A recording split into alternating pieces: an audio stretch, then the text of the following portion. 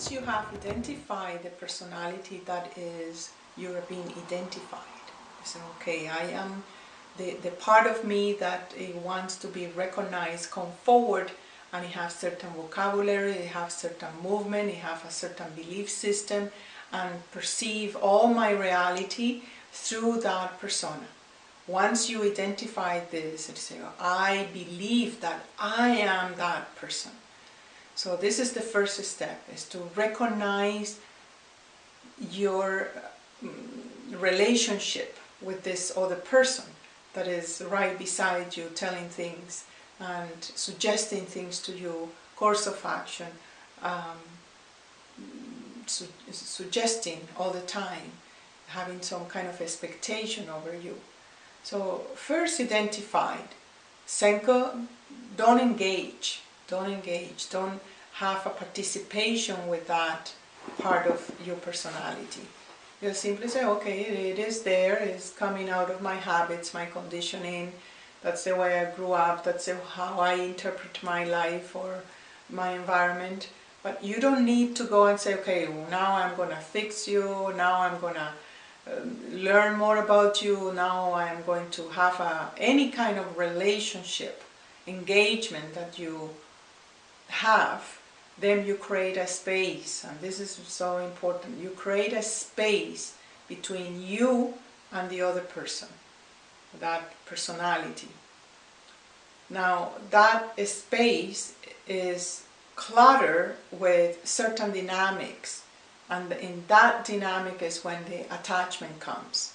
So you don't need to attack the actual persona.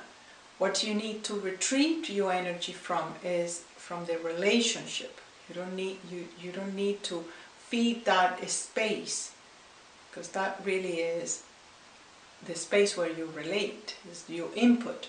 So when you have that input, you have attachment. So disengage. You just say, no, I'm not going to participate in the game, in the suggestion, in the belief system. I'm going just to play still. And it's in that moment when you practice stillness and silence. See, we think that silence is really just to sit and not think. But really, silence and stillness is not to react to that internal voices. If a voice say, oh, I am feeling guilty and there I need to do an act of compensation, or I'm supposed to be feeling this way, or I have low self-esteem, or you're no good, any of those things, you just maintain your stillness. You don't act on it. You don't go and say, well, if I have low esteem, then I'm not going to act, I'm not going to do anything because I'm not good at it. Then you are really obeying that voice. You are being enslaved by that relationship. So that's the third part of the steps of disengagement. Is go back to your stillness. And it's in that place of just wait, just wait. Any thought that comes forward, it may come from the other person, not from you. Because the real you have no thoughts. It's just acting naturally in the moment, spontaneously. You have no agenda, you have no outcome. You don't have any preconceived ideas about going someplace. And the one that wants success, the one that wants recognized, the one that wants something is not you. The self, the being is wanted less, if we can say that in English. It doesn't want anything. It's just acting and using the present moment as a potency element for the next moment, and each moment built the next one, and so on and so forth. So number one, identify the persona, know the persona. Number two, don't engage in the relationship. Number three, maintain your stillness. And it's not a stillness that is frozen. It's a stillness that just simply with full compassion observe the dynamics and keep going in the present moment.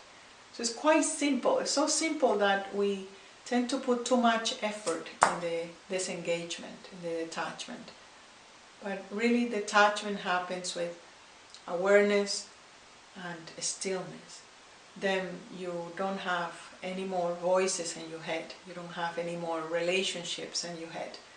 Then you truly then can have relationships and can have a pure creativity. Life can come forward much more purely and much more potent and much more progressive than any other moment in your life.